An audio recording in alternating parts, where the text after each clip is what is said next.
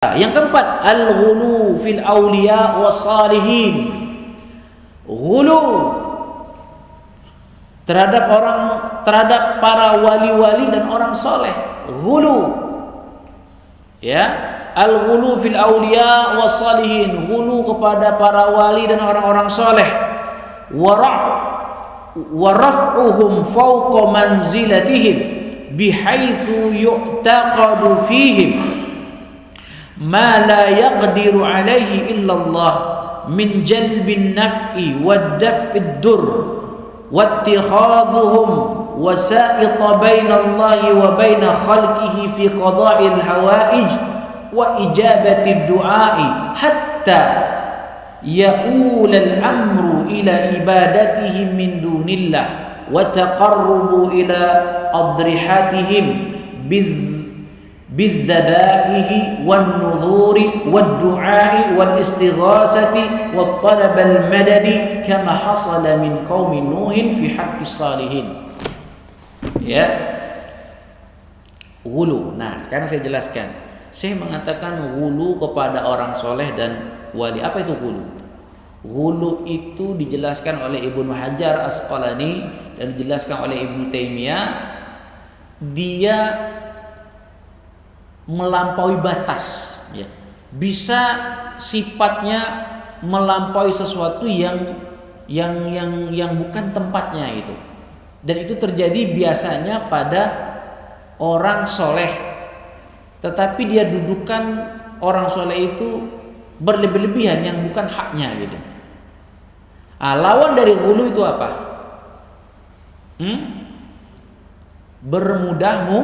Mudahan. Ifrat wa tafrid. Ya. Contoh, orang yang menghina Rasul itu merendahkan. Boleh nggak Rasulullah kita hina? Nggak boleh kan? Tetapi Rasulullah juga kalau kita tempatkan kedudukannya sampai memiliki kedudukan ilah, sampai kita berdoa kepada Rasulullah, itu ghulu. Paham? Nah, Ahlus Sunnah wal Jamaah dalam menyikapi Rasulullah kita hormati. Sebatas kenabian, tidak boleh kita katakan Rasulullah punya zat ilah sehingga kita madad ya Rasulullah, madad ya Rasulullah, ya Rasulullah tolong aku ya Rasulullah. Itu namanya menempatkan Rasulullah sebagai Rabb. Ghulu berarti itu. Paham? Nah, demikian juga jangan kita ya tafrid, ya, kita merendahkan Rasulullah, ya, menghina Rasulullah, mencela Rasulullah, itu namanya tafrid, artinya meremehkan, merendahkan. Nah, itu juga lawan daripada ghulu, tafrid, ifrat. Tengah-tengahnya mutawassit, pertengahan, adil. Gitu ya. Nah, ayo ikhwan rahimani wa rahimakumullah taala. Nah, orang soleh mereka adalah wali, harus kita hormati.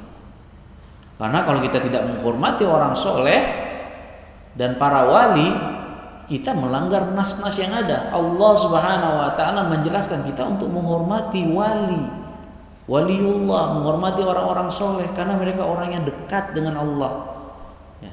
Tetapi walaupun demikian, mereka adalah manusia biasa, bisa salah, bisa benar, ya.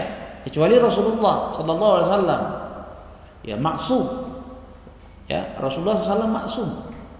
Nah, dan walaupun demikian Rasulullah tidak boleh kita dudukan sama kedudukannya dengan Allah, apalagi di bawah Rasulullah seperti para wali dan seterusnya. Tidak boleh kita dudukan dia menempati kedudukan ilah, yaitu Allah Subhanahu wa ta'ala. Nah, ya Rasulullah beri aku syafaat, ya Rasulullah beri aku syafaat, isfa' lana Rasulullah, isfa' lana Rasulullah. Boleh enggak kayak gitu? Enggak boleh. Karena memberikan kedudukan Rasulullah seperti ilah. Tahu enggak isfa' lana? Artinya, ya Rasulullah beri kami syafaat. Beri kami syafaat.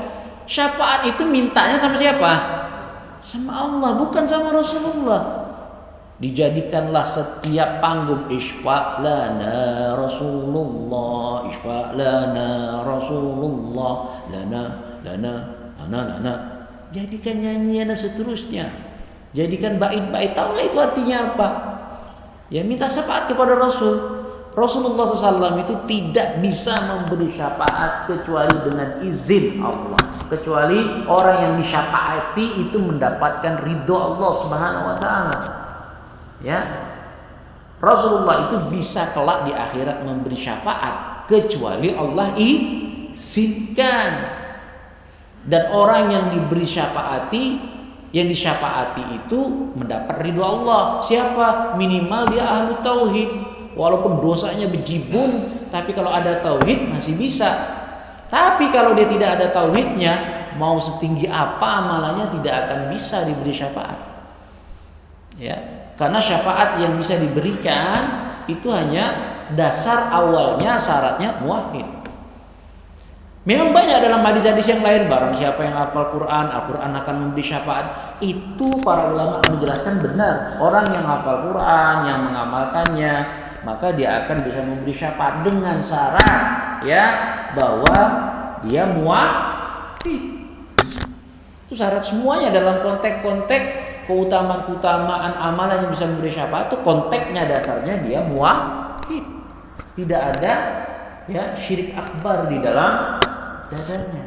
Kalau syirkun asghar ya masih ya. Syirkun asghar. Tapi yang dimaksud adalah tidak ada dalam dadanya itu syirkun akbar. Nah, ini ayolah ikhwan rahimani wa rahimakumullah taala.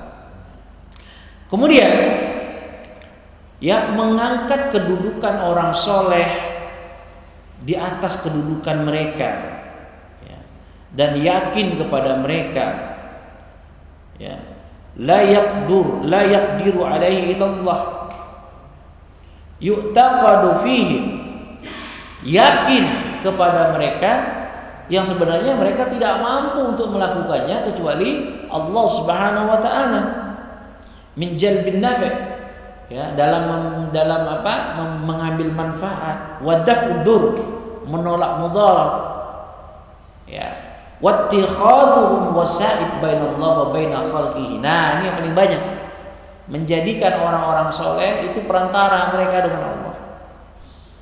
Nah, yang disebut sebagai tawassul untuk ya supaya terpenuhi hajatnya, supaya terkabul doanya. Akhirnya apa? Ini bentuk tawassul itu begini. Kebanyakan tawassul zaman sekarang orang soleh ya soleh benar, tapi dia berdoa kepada orang soleh dengan anggapan orang soleh ini dekat sama Allah, sehingga nanti hajat kami, kebutuhan kami itu nanti dia sampaikan ke Allah. Jadi kami tak bisa langsung ke Allah, langsung ke orang soleh dulu. Itu namanya tawasul syirkiyah, tawasul syirik. Tawasul syirik itu ada dua. Yang pertama, dia meminta langsung kepada orang soleh dengan bentuk dia berikan ibadahnya kepada orang soleh itu. Misalkan dia berdoa kepada orang soleh, beristighosah kepada orang soleh tadi, ya. Tujuannya orang soleh ini bisa sampaikan ke Allah, tapi dia sudah melakukan syirik uluhiyah kepada orang soleh. Walaupun dia yakin orang soleh itu tak bisa memberikan apa-apa, yang bisa memberikan adalah Allah, tetapi bentuk doanya, ibadahnya sudah dia berikan kepada ya perantara. Itu syirik dalam uluhiyah. Ya, saya jelaskan ya. Satu, dia ya memberikan ibadahnya kepada perantara. Perantaranya orang soleh, wali. Nah, keyakinan dia orang soleh ini tidak bisa mengabulkan, tidak bisa memberi rezeki. Yang bisa memberikan rezeki itu Allah. Itu keyakinan dia. Dia ini cuma perantara. Kenapa? Dia ini orang soleh, dekat sama Allah, kedudukannya ada. Tentulah kalau dia nanti langsung nyampaikan ke Allah, lebih mungkin diterima daripada saya langsung. Saya ini siapa? Gitu. Ya. Jatuh dalam syirik apa ini? Hah? Syirik uluhiyah. Kenapa? Walaupun dia meyakini orang ini tidak bisa memberikan mudarat dan manfaat, ya, bahwa orang ini hanya penyampai ke Allah, tetapi dia sudah melakukan peribadatan kepada ini. Dalam bentuk apa? Memberikan doanya ke ini, menyampaikan hajatnya ke ini. Sementara doa, ad-du'a wal ibadah, doa itu ibadah. Ini yang disebut tawassul syirkiyah, yang di zaman sekarang orang mengatakan ya tawassul dengan orang soleh. Ibnu Taimiyah rahimahullah taala mengatakan dalam kitabnya Tulabud Du'a, meminta doa kepada si mayit. Apakah beliau mengatakan bid'atun munkarah? Para ulama berbeda pendapat. Bid'atun munkarah berarti tawassul, orang yang berdoa kepada orang yang sudah mati tapi hanya meminta tolongkan, wahai si fulan sampaikan ya sama Allah ya. Bid'atul munkarah dijelaskan oleh para ulama di sini adalah bid'atu syirkiyah, bukan bid'ah yang biasa. Karena bid'ah itu ada dua, bid'ah yang mufassiqah wa bid'atul munkaffarah. Bid'atul mufassiqah, bid'ah yang tidak sampai mengeluarkan seorang dari Islam. Bid'atul mukaffarah, bid'ah yang sampai mengeluarkan orang dari Islam. Contoh tadi itu yang disebutkan oleh Ibnu Taimiyah, dijelaskan oleh Syekh bin Baz, Syekh Utsaimin dan Syekh Shalih Fauzan serta Lajnah Daimah. Nah ini kalau yang dimaksud Ibnu Taimiyah bid'ah ini adalah bid'atul munkarah. Ya. Bid'atul mukaffarah maksudnya ya. Munkarah wal mukaffarah, bid'ah yang mungkar dan kufur. Karena bid'ah itu ada dua. Paham ya? Nah, karena banyak orang yang berdalil dengan kitab Ibnu Taimiyah, dia jadi dasar dari kitab itu diambil kaul Ibnu Taimiyah bahwa kalau minta sama orang mati dengan keyakinan minta tolong wasilah supaya orang mati disampaikan ke Allah, itu bukan bid'ah mukaffarah, bid'ah ya hanya bid'ah dolalah, hanya bid'ah mufassiqah. Ini dibantah oleh para ulama. Ya. Yang dimaksud Ibnu Taimiyah di situ adalah bid'atud dolalah wal mukaffarah. Itu dijelaskan oleh Syekh bin Baz, Ibnu Utsaimin dan banyak kuburiyun, bahkan tidak sedikit dari ahlu sunnah terjebak dengan syubhat ini, sehingga akhirnya dia tidak bisa membedakan ya antara seorang yang minta kepada orang yang sudah mati, dia sudah memberikan doa kepada orang yang mati dengan anggapan orang mati ini tidak bisa, bukan siapa-siapa, dia hanya tolong menyampaikan ke Allah. Itu tidak syirik akbar, ini keliru besar, karena dia sudah memberikan ibadahnya berbentuk doa kepada orang ini, namanya syirik dalam uluhiyah. Pertama. Terus yang kedua, misalkan si A dia meyakini si wali ini adalah dekat sama Allah dan bisa mengabulkan doa. Ya, bisa mengabulkan doa. Ya, lalu dia berikan ibadah kepada ini. Ini syirik apa namanya?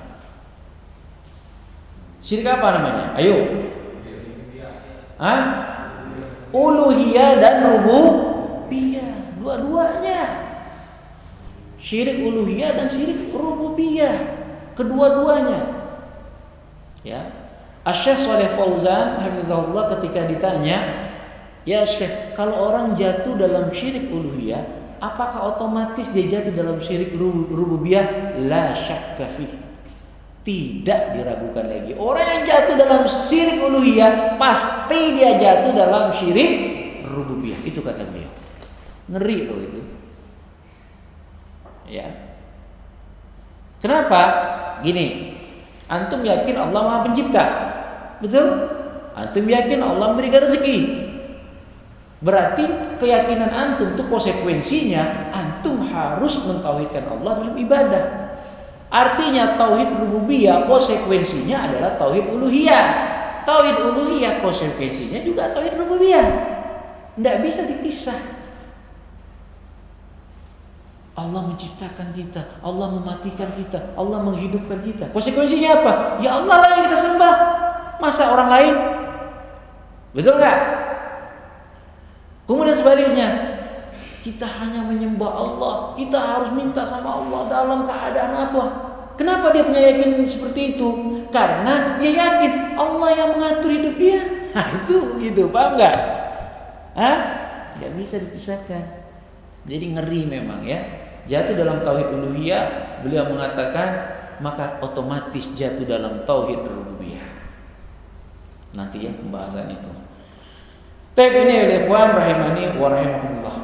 Ini jam berapa? Udah lewat ya. Taib, subhanakallah wa bihamdika asyhadu an la ilaha illa anta astaghfiruka wa atubu ilaik. Assalamualaikum warahmatullahi wabarakatuh.